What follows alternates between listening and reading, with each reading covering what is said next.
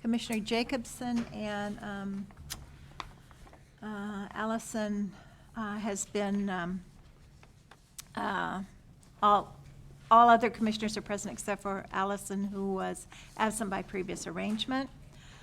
Do we have a determination of legal notice? Proper notice has been determined. Thank you. Do we have a director's report? Thank you, Madam Chair. Brent Schultz, Planning and Building Services Director, and to the Commission. Really, this is a very important meeting today, and one when I got here over a year ago, I was excited to hear about that we were working on these issues, an accessory dwelling unit ordinance for the coast and coastal cannabis ordinances. Yes, I'd be happy to. Are you on? Can you hear him now? Wrong. Hello. Are they on? You have to speak, you have to get closer. Anyway, this day, it really is, it's historic. There's, we're always trying to, in our jobs, in planning and building, to reduce impediments to housing.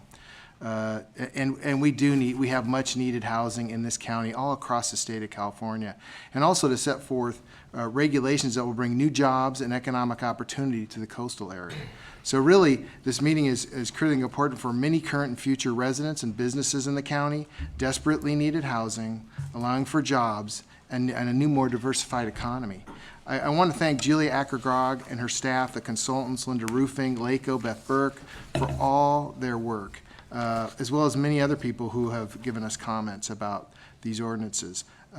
Linda on the ADU ordinance, Beth with the coastal cannabis, and our staff, our county attorney, worked really hard with the Coastal Commission staff. I want you to know there was, when I got here, meetings with the Coastal Commission and all this group. So to work through and try to compromise and work through everybody's different goals. So it was not an easy process. Tons of work went into this. And I want to thank also Matt Kradowski and Kit Elliott in the county counsel's office for helping us draft all these ordinances and notices. Just tons of work. And I want everybody to know, even if this goes great today, and maybe there's changes, maybe there's not. Whatever happens, this is a long process. This could take us, by my discussions with Julia, it could be 6 months if we were really going fast, but it could be a year or more to get through the Coastal Commission. As you know, these will go to you, they will go to the Board of Supervisors from your recommendation, then on to the Coastal Commission staff, and then it could stop or move there. And you're going to hear in the presentation on where we differ, especially on the ADU ordinance.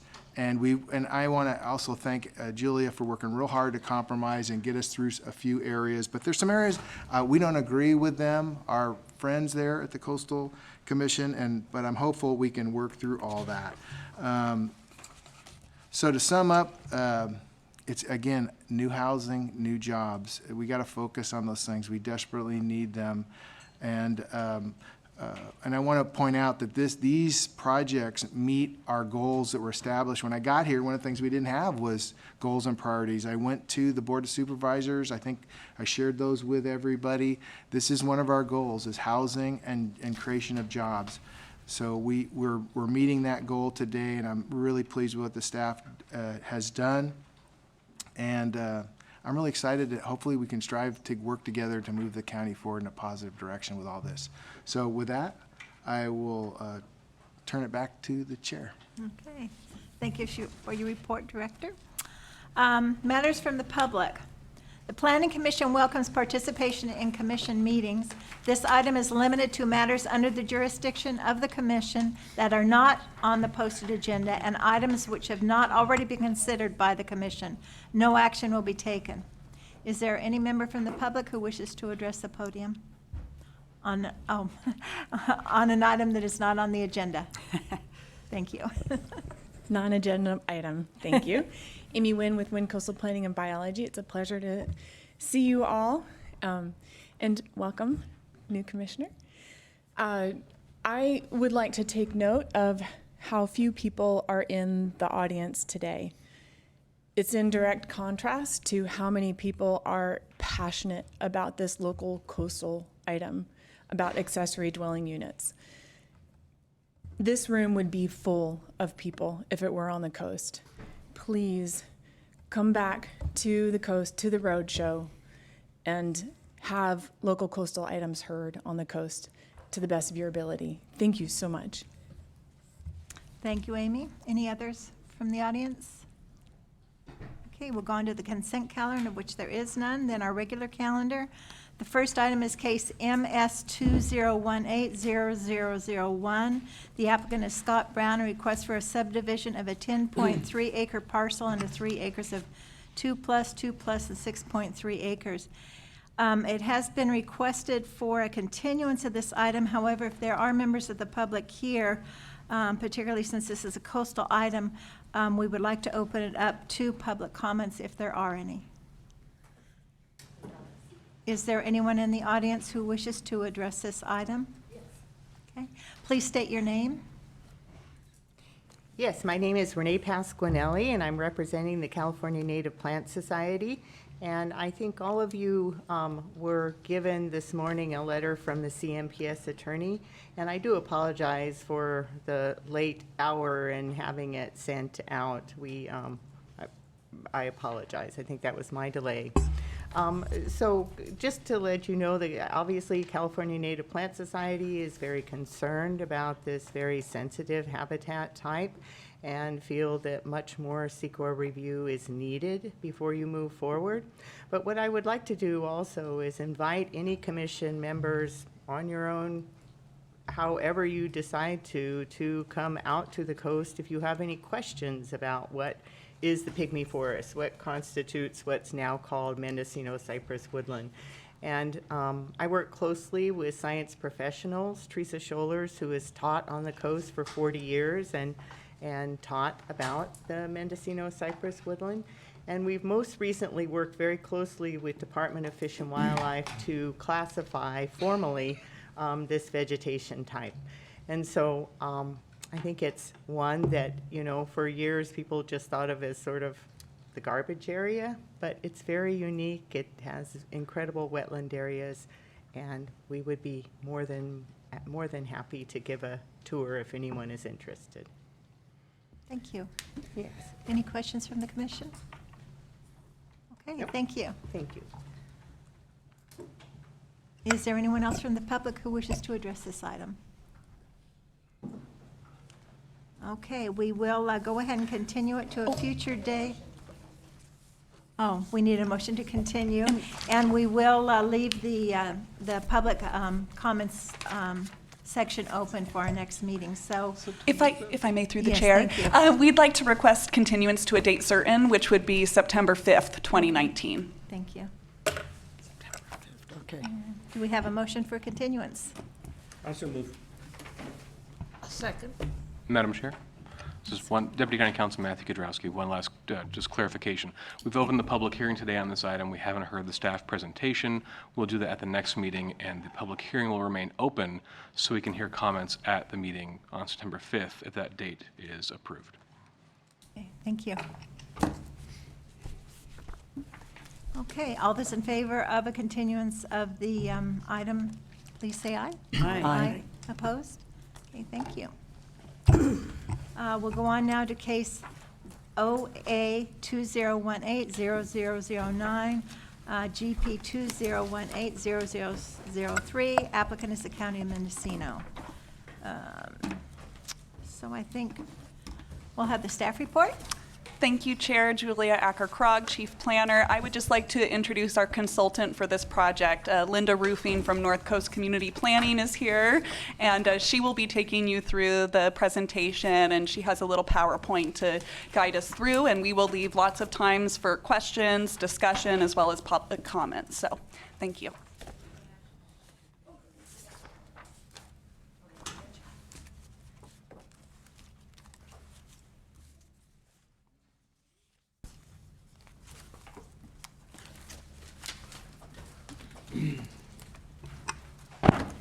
Good morning, Commissioners. It's a pleasure to be here. And in the back, if you need me to speak up, just let me know. So we are here today to present a draft local coastal program amendment to allow accessory dwelling units in the coastal zone. This is kind of a momentous occasion because accessory dwelling units have been prohibited in the coastal zone since the coastal element was adopted back in 1985, except for in the Wallala Town Plan area and in the town of Mendocino. So how did we get here? The state legislature back in 2006 passed a series of bills that were intended to address the housing crisis throughout the state. A number of those bills were aimed at removing barriers to the development of accessory dwelling units as a way to increase the affordable housing stock in the state. The Board of Supervisors, with the recommendation of the Planning Commission, amended the inland zoning code last year to address the new legislation for accessory dwelling units. As you well know, the coastal zone is a lot more complicated, and so here we are a year later with regulations for the coastal zone. As I mentioned, the existing LCP prohibits accessory dwelling units except in the Wallala Town Plan area and the Mendocino Town Plan area. The challenge in drafting regulations for accessory dwelling units in the coastal zone is that we have to balance both the requirements of the state legislation with the requirements of the Coastal Act. And as we present this, I'll interject kind of feedback that we've gotten from the Coastal Commission and where we have made modifications to, oops, what did I do here, Julia? No? No? Okay. Yeah? Okay. Okay, so when we started, the primary objective of this exercise was to create the opportunity for development of accessory dwelling units in the coastal zone. To the extent feasible, we tried to mirror the inland regulations. What that really resulted in is similar definitions, but the process is quite different because it is the coastal zone. We have provisions in the code to protect coastal resources. We've responded to many of the suggestions that the Coastal Commission staff had provided. Our goal, I don't know whether we accomplished it, was to establish as simple a permitting process as possible. We've woven the regulations into your existing zoning code, and then we have satisfied the primary requirement of the state law, which is that we provide a permitting process that does not require a public hearing. So that's the coastal development ministerial process, permit process, which we'll talk about in a little bit. I'm going to start by just talking for a few minutes, or not even, about the coastal element amendment. So your local coastal program is comprised of the land use plan, which is the coastal element of the general plan, and an implementation program, which is your coastal zoning code. So we had to change 3 policies in the land use plan in order to accommodate accessory dwelling units in the coastal zone. One of those policies is in the agriculture section, another is in the forestry and soils resources section, and the third is in the locating and planning new development section. All of those policies limit housing on properties in the coastal zone to 1 unit per parcel. And so we've just added the same language in each policy to indicate that accessory dwelling units may also be permitted consistent with the requirements of state law and also with the provisions in the coastal zoning code. So that's all I'm going to say about the coastal element amendment, because the regulations are really in the zoning code, and that's a little more complicated.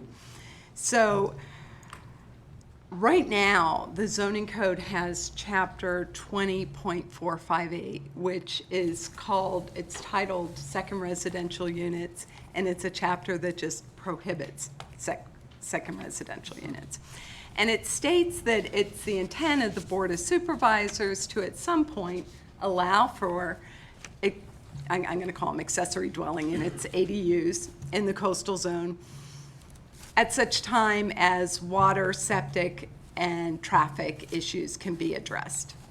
And so, here we are, 35 years later, and we're ready to address this. So the Division of Environmental Health has regulations that are applied to all new development throughout the county that address water availability and septic capacity concerns.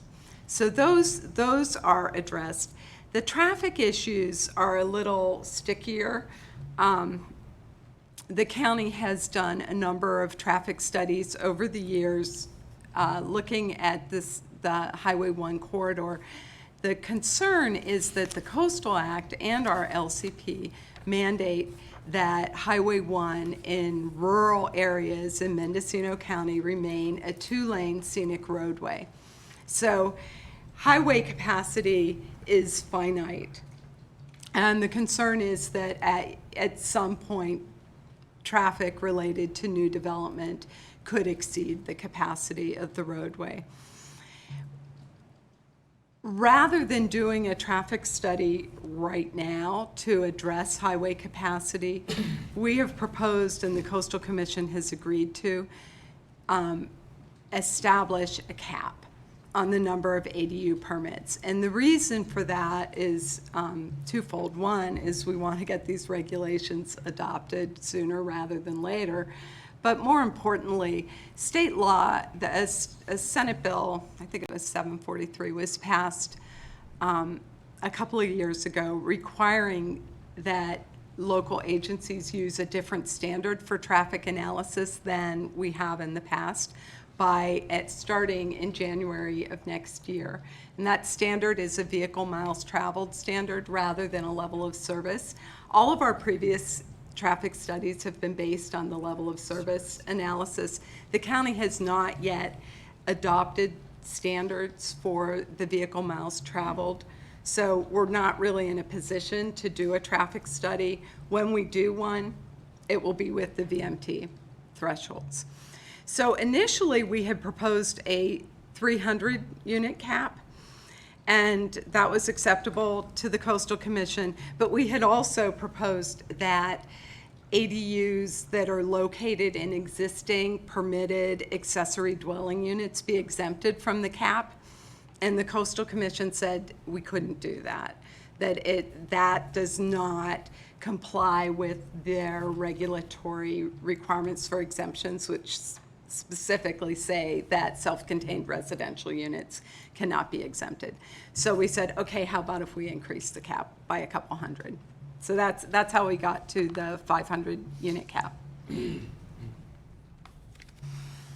The second issue that is addressed kind of throughout the ordinance is the potential use of accessory dwelling units as vacation home rentals. The intent of the state legislation is for ADUs to increase long-term rental housing stock. It's really not intended to increase visitor lodging options. The way the ordinance is drafted now, it requires that on parcels with an accessory dwelling unit or a junior accessory dwelling unit, only one of the units on the parcel, the ADU or the existing residence, can be used as a vacation home rental, and the property owner must reside in one of the residences.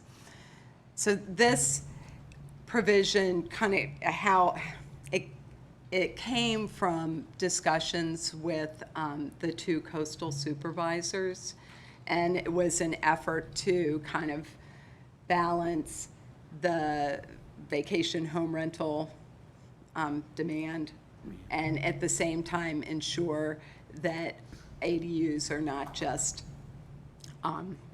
all turned over to short-term occupancy.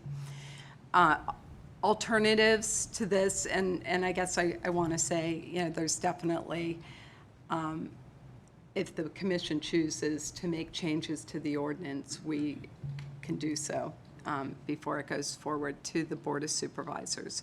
Alternatives would be no restrictions on vacation home rentals, to allow one vacation home rental per parcel, and to eliminate the property owner residency requirement. You could simply prohibit the use of accessory dwelling units and junior accessory dwelling units as vacation rentals, or you could prohibit vacation rentals on parcels with ADUs or the junior accessory dwelling units. So, can I ask a question? Sure. Can you tell how this is going to change the number of vacation home rentals, by this particular wording? Is it going to lower them, raise them, leave them the same? So you're talking about the wording in the ordinance as it exists? Yes, the one recommended up there. It would not lower them. I mean, the existing vacation rentals are, the county's existing policies or regulations for vacation rentals allow them in any single-family residence on the coastal zone. And that would not change with Okay, I'm this just, policy. I know there's a delicate balance, but between housing versus a tourism business, and so I was just wanted to make sure that we weren't cutting out jobs. Yeah, so, thank you. Okay. That answers my question. People. Okay, the other big area of regulatory concern in the coastal zone is the protection of agricultural and timber resources. And as explained in the staff report, this was an area where I don't think we're totally on the same page as the Coastal Commission staff, and we expect them to probably come back with some suggested modifications. The way the code is, the amended code is drafted, protections for resource lands, which are agriculture, rangeland, forest land, and timber production zones, require an ADU to be located within 150 feet of existing legally authorized structures. This was in response to commission concerns about kind of scattering development throughout resource parcels. On parcels zoned ag and rangeland, an ADU may only be located on non-prime soils. On parcels with the ag, rangeland, forest land, and TPZ designations, oops, I'm sorry, I'm going backwards here. Okay. On parcels with forest land and TPZ, an ADU may only be permitted in locations where no timber removal is necessary.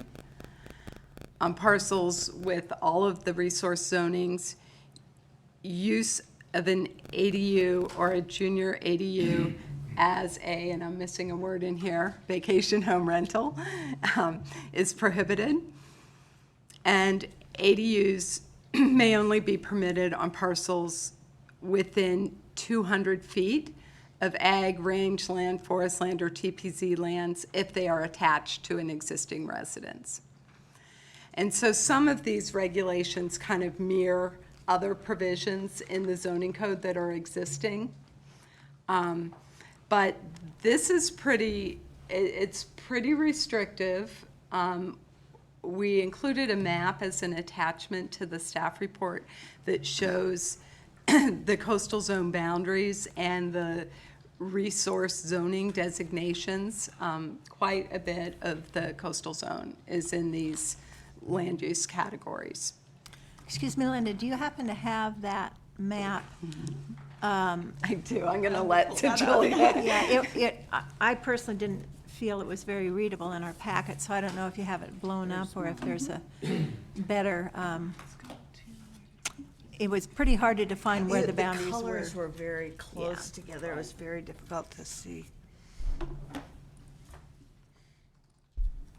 And we can, Julia Acker-Krog, we can zoom into particular areas as well too if you want to look at how those are distributed. Can you zoom in? Because I think the coastal, the green goes way inland. The coastal zone boundary is the hatched area on the plan. And what you see actually is that it's really around, Fort Bragg and down to Casper that there's quite a bit of land in the coastal zone that's not in those resource categories. North of Fort Bragg, almost all of the land is in the forest land category. And then when you get down by Point Arena, there's more rangeland and ag land, which is the orange and the kind of the olivey green. And then down by Wallala, kind of in this on the south coast, there's quite a bit of land that's not in those. The coastal zone doesn't include a whole lot of TPC or rangeland.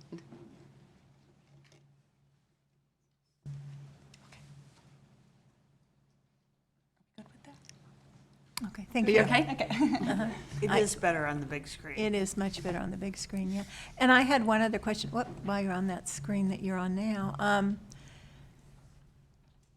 The item number 1 on parcel zone, ag, rangeland, et cetera, must be within 150 feet. And then the next one says, may only be located on non-prime soils. So does that mean that it would have to be within 150 feet on non-prime soils, or could it be beyond that? Both of those regulations would apply. So it would have to be on non-prime soil within 150 feet of a structure. That's correct. Thank you. And may I ask a question? Sure, certainly. Would on number 1, 2, 3, about timber removal being necessary or not, would that be pertinent to fire protection and clearance zones for buildings? No, I mean, timber removal for fire protection is permitted. Initially, we had this as no commercial timber removal, and the Coastal Commission said that that was too extensive because commercial timber removal is, more than 3 acres, and they weren't comfortable allowing, creating that as the standard. Yeah, and I will say, so if you look at the standards in the ordinance and under the coastal resource protections section, there is a provision in the timber removal section where exceptions can be granted through a standard or an administrative coastal permitting process rather than the ministerial. And that's the case with a number of these regulations is the ministerial process where no public hearing is required and it's basically just a checklist. There are some provisions that can be modified through the standard process. So you answered my question before I asked it. I'm a farmer, and there are areas that are prime soil, but they're not practical to farm. So if that's the case, if it's prime soil, and you normally couldn't build on it, that you can come in and ask for an exception. Am I understanding you correctly? Okay, so I should look at the code. I think that's one provision where an exception is not permitted. So if you look at the regulations that are in there, and if you go to section 15 of the proposed ordinance, and it's on page 13 of that document, on section E 2 is where it speaks to on parcels zoned ag or RL, an ADU may only be located on non-prime soils, but an exception to this requirement may be granted through the standard or administrative coastal development permit process. So how it is all set up is that essentially if you want the ministerial process, you need to meet more stringent requirements. And it's not to say that you're prohibited if you don't meet those requirements, you just may need to go through a discretionary permit process. And the standard of review would be to ensure that there's no adverse impacts on the opportunity for agricultural use of the property. And the concern is that that it would be considered a conversion of ag land, in which case the Coastal Commission will not allow it. So that was a good question. Are there other questions regarding this? Okay. So protection of coastal resources is clearly one of the most important mandates of the Coastal Act, and the ordinance has a number of standards regarding protection of resources. And as I indicated, what we're trying to do is to establish objective standards that can be administered by staff, just going down a checklist saying, it meets this objective standard, this. And those permits will be issued ministerially. But there is the opportunity to go through a standard coastal development permit process, or if applicable, an administrative process if you don't meet the ministerial process. May I ask what that checklist entails? Is it huge, or what is on that checklist? That's Are we coming to exactly what that? we're getting to. Okay. Okay, so the checklist requirements, it needs to be 100 feet from the edge of an environmentally sensitive habitat area. With a standard permit, you can do a biological study and maybe get it closer if a determination can be made that there's no adverse impacts on the ESHA. It needs to be 125 feet from the edge of a coastal bluff, except if it's within an existing permitted structure. Again, with a geotechnical study, you may be able to go through the standard permitting process and get it. If in a designated highly scenic area, it cannot be visible from a public road, trail, beach, park, or waters used for recreational purposes.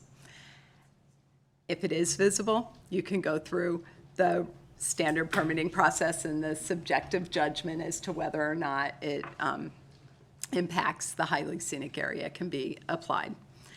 Less than 20 cubic yards of grading. This is in response to the Coastal Act requirement that minimizes the alteration of natural landforms. Again, an exception can be granted going through the standard process. Consistent with policies for protection of ag and timber resources, we just went through those. So those are the coastal resource checklist requirements. The other checklist requirements are more about meeting the development standards for accessory dwelling units. So there can be no more than one other accessory living unit on a parcel. And I want to explain this because actually you can have an accessory dwelling unit, a junior accessory dwelling unit, and a guest cottage on a parcel, on a property. So that's how the code is written, and except in the town of Wallala, which we'll get to. It needs to conform to the height, setback, lot coverage, and parking requirements and other development standards in the code.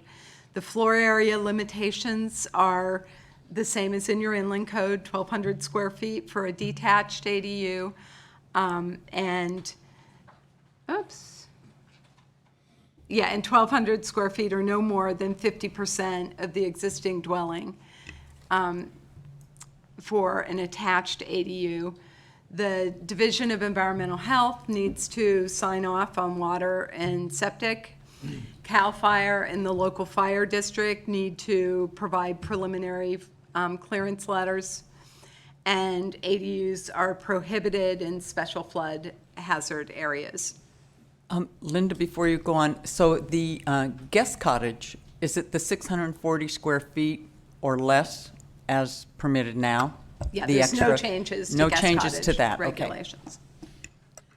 Ellen, I'm sorry, before you go on, I just wanted to clarify, did you say it was okay to have an ADU, a JADU, and a cottage on a parcel?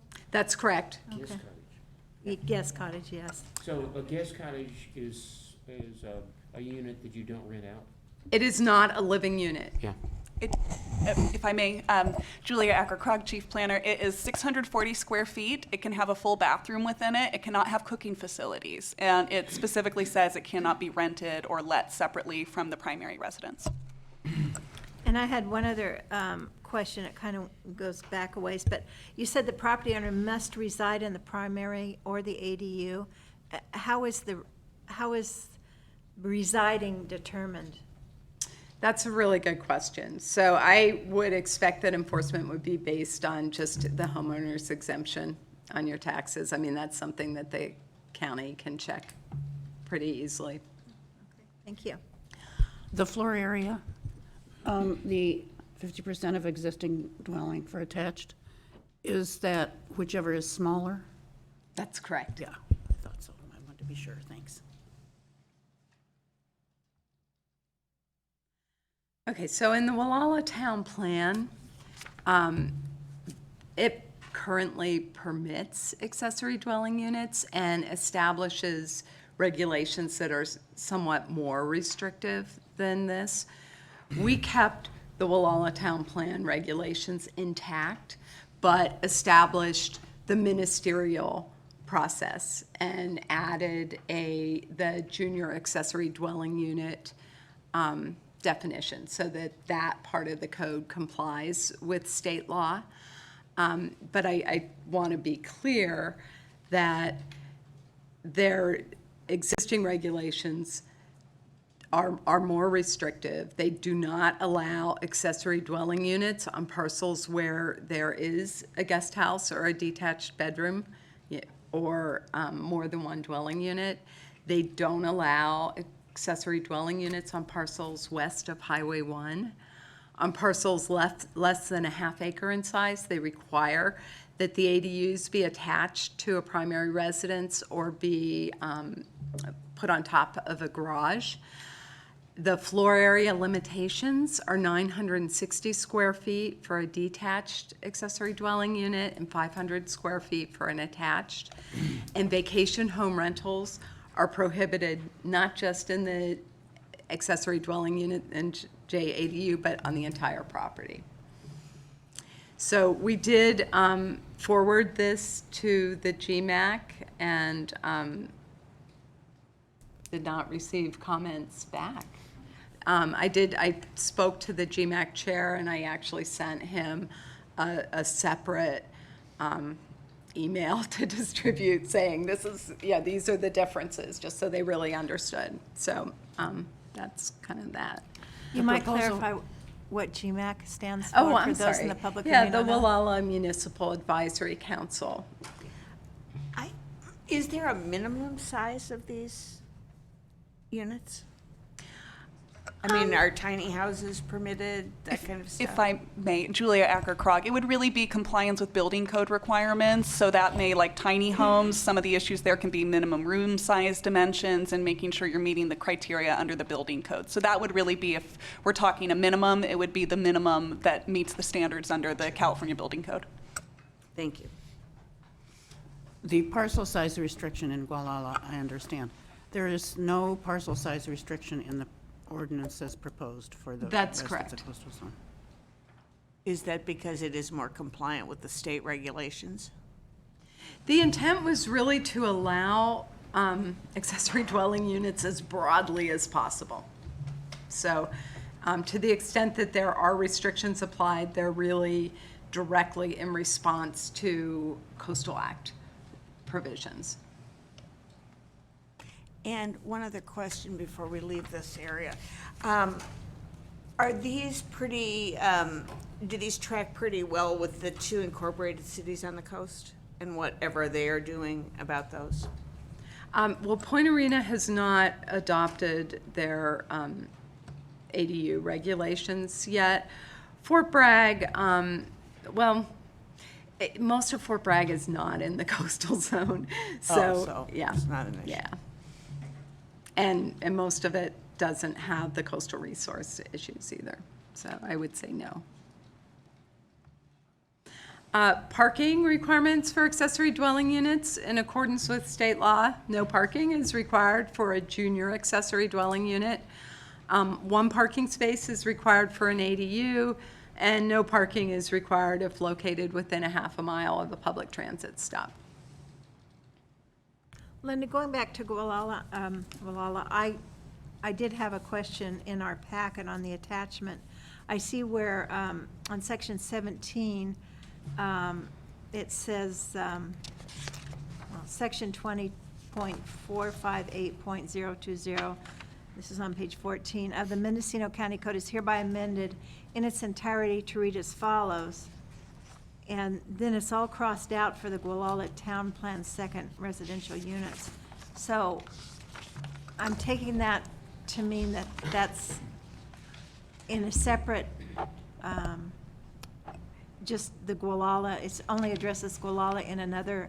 Yeah, area. if you look in section 14, that's just kind of a numbering thing. So because we wanted to keep the section numbers sequential. Okay, that's the Section reason. 14, 20458035 provides the specific requirements for ADUs in the Gualala Town Plan area. Thank you.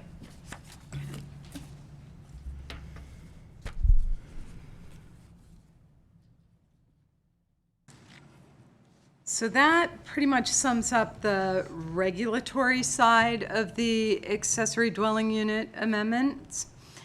The permitting process, I'd like to talk through a little bit. So junior accessory dwelling units are exempt from the requirement to obtain a coastal development permit. And that is because per state law, they're not considered new development. They're, located within existing homes and basically are just swapping out an existing bedroom for a unit. Converting an existing guest house or an accessory structure to an ADU will require a coastal development permit. It may be the ministerial permit, but we did not prevail in our effort to have those exempted as well. We've established a new ministerial process for issuance of the CDP based on the objective criteria in the checklist. A public hearing would not be required for those. They're not appealable to the Board of Supervisors. However, for properties that are located within the Coastal Commission's appeal journey, go through the process to adopt the zoning ordinance amendments. Once that's done, it goes back to the Coastal Commission, to the executive director, who makes a determination, full force and effect. It's probably going to take another year to go through that process, I'm sorry to say, but that's the way it goes. Step number 2, though, of this list, the first Board of Supervisors hearing will be on the coast. Can we get a commitment that will be on the coast? Yeah. Julia Acker-Krog, we would need to discuss that with the Board of Supervisors, the clerk of the board, very likely, and see if that's something that's feasible. I wouldn't be able to give you a response right now on that.